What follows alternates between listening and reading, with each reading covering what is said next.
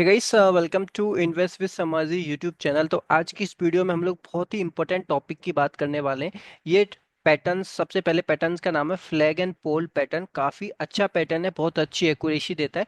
आप इसको अपने स्टॉक्स में, जो आप लॉन्ग टर्म होल्डिंग करते हैं उनमें भी इस पैटर्न को लगा के देख सकते हैं। अपने स्टॉक्स में इस पैटर्न को लगा के देखिए। पहले समझिए कि पैटर्न क्या होता है, आपको कंफर्मेशन किस चीज के थ्रू लेना है। फ्लैग एंड पोल पैटर्न का नाम है, और मैं आपको फाइनली लाइव चार्ट पे भी लेके चलूंगा। मैंने flag and pole patterns draw किए हैं निफ्टी में, तो आपको पता भी चलेगा कि इसकी एक्यूरेसी कितनी अच्छी रहती है। तो सबसे पहले समझिए इस पैटर्न को। जो आपका फ्लैग एंड पोल पैटर्न है, ये पैटर्न आपको कंटिन्यूएशन को शो करता है, ना कि रिवर्सल को। कंटिन्यूएशन का मतलब है एक स्टॉक अपसाइड में जा रहा है, कुछ ऐसा पैटर्न फॉर्म होगा। ओके, कुछ ऐसा पैटर्न फॉर्म होगा और वापस स्टॉक फिर अपसाइड में मूवमेंट करेगा। कंटिन्यूएशन मतलब अगर अपसाइड में है तो अपसाइड में ये फॉर्म करेगा, मतलब अपसाइड में कंटिन्यू करेगा। अगर ये स्टॉक डाउन साइड में जा रहा है और कुछ ऐसा पैटर्न फॉर्म होता है, यहाँ से अगर ब्रेकडाउन देता है तो फिर ये डाउन साइड में जाएगा। कंटिन्यूएशन का सिंपल मतलब है, अगर स्टॉक अपसाइड में जा रहा है तो अपसाइड में चलेगा, अगर डाउन साइड में जा रहा है तो वो डाउन साइड में ही रहेगा। ये कंटिन्यूएशन पैटर्न है, फ्लैग एंड पोल पैटर्न। अब इस पैटर्न की फॉर्मेशन देखते हैं, कैसे ये पैटर्न दिखने में लगेगा। कोई स्टॉक एकदम से तेज हो गया, लाइक एकदम से उसमें अपसाइड मूवमेंट आ गया, ठीक है, बहुत शार्पली, बहुत कम टाइम में अपसाइड मूवमेंट आ गया। उसके बाद में यहाँ पे ये पहुंचने के बाद में कंसोलिडेशन स्टार्ट करता है और पैरेलल लाइन के थ्रू कंसोलिडेट करता है। ये दो पैरेलल लाइन है और स्टॉक इनके बीच में कंसोलिडेट करता है। ओके, ना ये ऊपर जाता है ना ये नीचे जाता है। फाइनली ये यहाँ पे ब्रेकआउट दे देता है। अगर इस पॉइंट पे ये ब्रेकआउट देता है, मैं आपको बताऊंगा ब्रेकआउट कैंडल आप कैसे कंफर्म करोगे। यहाँ पे एक ऐसी कैंडल बनाता है ब्रेकआउट कैंडल, और अगर ये ब्रेकआउट दे देता है तो देखिए यहाँ पे इसको हम फ्लैग बोलते हैं।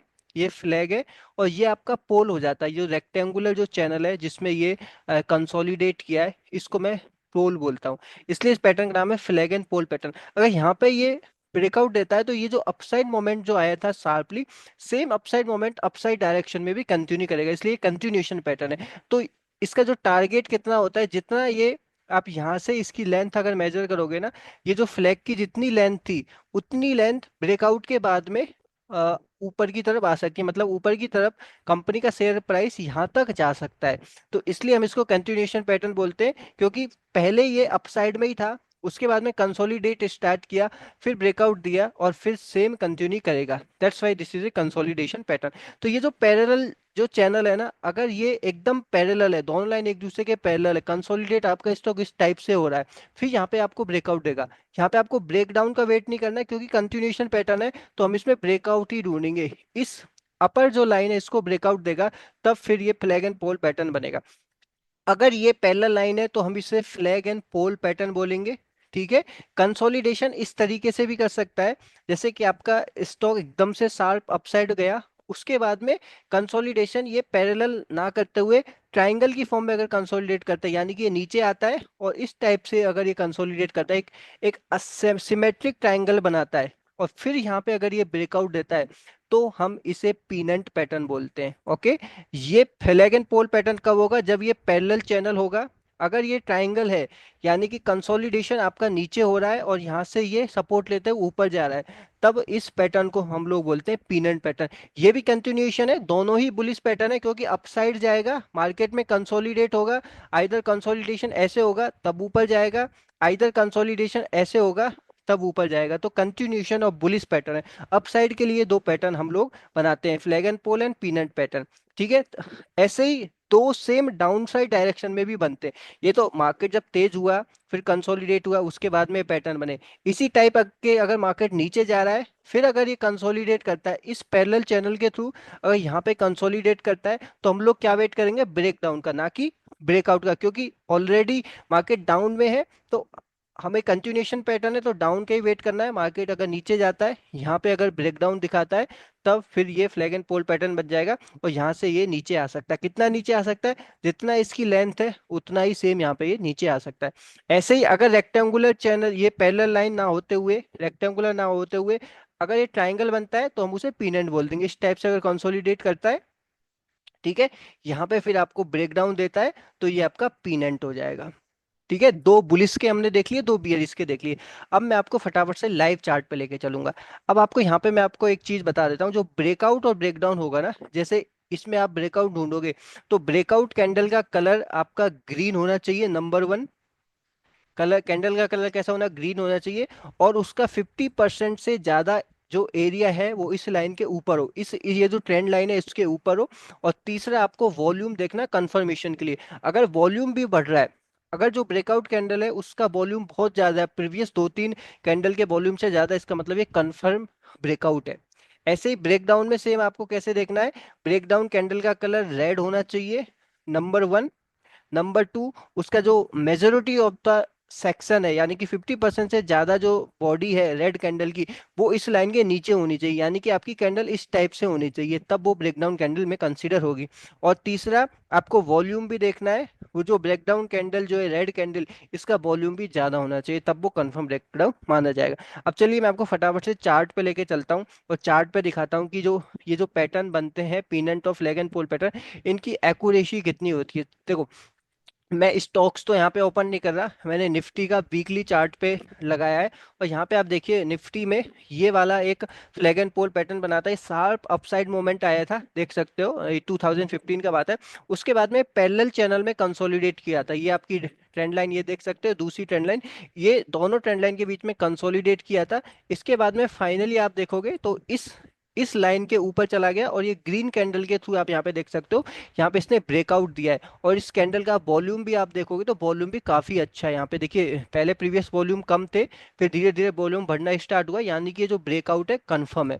और मैंने आपको टारगेट बताया कि जितना ये अपसाइड पहले भागा था, यानी कि आप यहाँ पे एक अगर एरो लगाओगे, अगर इसकी अगर वर्टिकल लेंथ मेजर करोगे यहाँ से यहाँ तक, ओके, और इस सेम लेंथ को अगर आप अपसाइड में प्लॉट करोगे जहां से ये ब्रेकआउट हुआ है, उतना नेक्स्ट आप टारगेट मान के चल सकते हो। और देखो एग्जैक्टली ना उतना ही ये मार्केट अपसाइड डायरेक्शन में गया। अगर यहाँ पे आप एक हॉरिजॉन्टल लाइन ड्रॉ करोगे ना इसके ऊपर, तो आप देखिए एग्जैक्टली यहाँ पे जाके फिर ये करेक्ट होना स्टार्ट हुआ। तो देखिए कितना exactly flag and pole pattern आपको बताता है।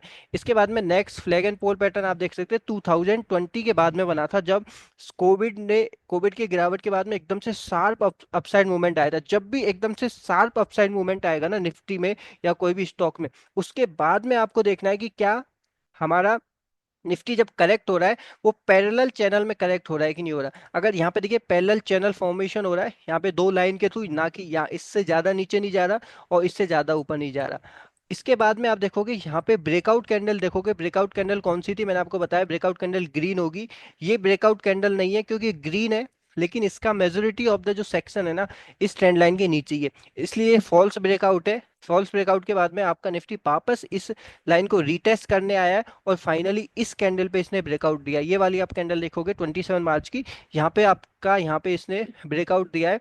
और अगर इसके टारगेट की बात करें तो ये जो लेंथ थी ना निफ्टी की, जो 7,000 8,000 से रिकवर हुआ था, उसके बाद में ये जो इसका फ्लैग एंड पोल पैटर्न के हिसाब से इसका टारगेट अप्रोक्सीमेटली 28,000 के आसपास बनता है, ठीक है। लेकिन हमारा मार्केट 26,000 तक गया था। फाइनली अगेन आप अगर निफ्टी में देखोगे, ये फ्लैग एंड पोल पैटर्न ही फॉर्मेशन यहाँ पे हो रहा है। ये फ्लैग यहाँ से यहाँ तक शार्पली अपसाइड मूवमेंट आया था, आप देखोगे तो 18,000 से 26,000 में काफी मार्केट में तेजी आई थी। और अभी फिर से ये करेक्ट होना स्टार्ट हो गया, और ये करेक्शन जो है वीकली चार्ट पे पैरेलल फॉर्मेशन ही दे रहा है। आप यहाँ पे देखोगे ये डाउन ट्रेंड की ट्रेंड लाइन है, और नीचे में सपोर्ट लेते हुए निफ्टी जा रहा है। अगर आपको इस चैनल का ब्रेकआउट दिखता है, अगर कोई ऐसी ग्रीन कैंडल इसके ऊपर बनती है, तो ये फ्लैग एंड पोल पैटर्न का ब्रेकआउट कंसीडर होगा। और जो पास्ट में हुआ था फ्लैग एंड पोल पैटर्न में, वैसा ही सेम रिपीट यहाँ पे हो सकता है। इससे पहले भी आप देखोगे तो ये भी एक फ्लैग एंड पोल पैटर्न ही बना था निफ्टी में, जो कि बहुत पुराना है, 2004 के आसपास है। यहाँ पे बहुत शार्पली मार्केट ऊपर गया था, उसके बाद में पैरेलल चैनल में कंसोलिडेट हुआ था, और उसके बाद में फिर से मार्केट ने कंटिन्यूअसली रैली दिखाई थी, आप यहाँ पे देख सकते हैं। तो फ्लैग एंड पोल पैटर्न आप स्टॉक्स में लगा के देखिए, और निफ्टी में अगर आप एनालिसिस करते हैं तो आप निफ्टी में भी लगा सकते हैं। बहुत ही इंपॉर्टेंट पैटर्न है, आपको इस पैटर्न को पकड़ में एक बार आ गया तो काफी अच्छे इसमें एक्यूरेट हो सकते हैं। ये bullish flag and pole pattern है। आपको same bearish flag and pole pattern भी दिखेगा जब निफ्टी डाउन में जाएगा और फिर इस टाइप के फॉर्मेशन करेगा, जैसे कि मैंने आपको यहाँ पे ड्रॉ करके दिखाया था। अगर करेक्ट होता है उसके बाद में ऐसे रेक्टेंगुलर चैनल बनाता है। यहाँ पे एक थोड़ा सा कंफ्यूजन कुछ लोगों को ये हो जाता है, अगर निफ्टी डाउन में जा रहा है और ऐसे पैटर्न, ये तो पैरेलल पैटर्न हो गया, ऐसे की जगह अगर ऐसा पैटर्न बनाता है, ठीक है, ऐसा पैटर्न, तो ये फ्लैग एंड पोल पैटर्न नहीं हो, क्योंकि ब्रॉन्डिंग हो गया, यानी कि इसका जो साइज है बढ़ता जा रहा है। इसका साइज कांस्टेंट होना चाहिए, ऐसे इस टाइप का कांस्टेंट होना चाहिए, या साइज ऐसे कम होगा तो भी चलेगा, उसको मैं ट्रायंगल बोल दूंगा, ठीक है। इस टाइप का है तो चलेगा, इस टाइप का है तो चलेगा, लेकिन इस टाइप का बिल्कुल भी नहीं चलेगा। तो फ्लैग एंड पोल पैटर्न में आपको काफी अच्छे से आई थिंक क्लियर हो गया होगा। आई होप आपको कंफर्मेशन वॉल्यूम के थ्रू ले सकते हैं। और अगर आप थोड़े से एडवांस हो, थोड़े से आप टेक्निक एनालिसिस में अच्छे हो, तो दूसरा कंफर्मेशन आप मूविंग एवरेज के थ्रू भी ले सकते हो। मूविंग एवरेज का मैं अभी आपको कंफ्यूज नहीं करना चाहता, आप कंफर्मेशन के लिए ब्रेकआउट कैंडल ढूंढे और वॉल्यूम आप उस कैंडल का देखो, वॉल्यूम अगर अच्छा खासा है, प्रीवियस 2-3 कैंडल से अच्छा वॉल्यूम है, तो आप उसको ब्रेकआउट कंसीडर कर सकते हैं। थैंक यू सो मच, आशा करता हूँ आप सभी को वीडियो पसंद आई होगी। प्लीज़, पसंद आई तो प्लीज़ आप चैनल को लाइक कर दीजिए और कमेंट कर दीजिए, आपको अगर कुछ डाउट है, आपको वीडियो कैसी लगी आप मुझे कमेंट करके भी बता सकते हैं। Thank you so much.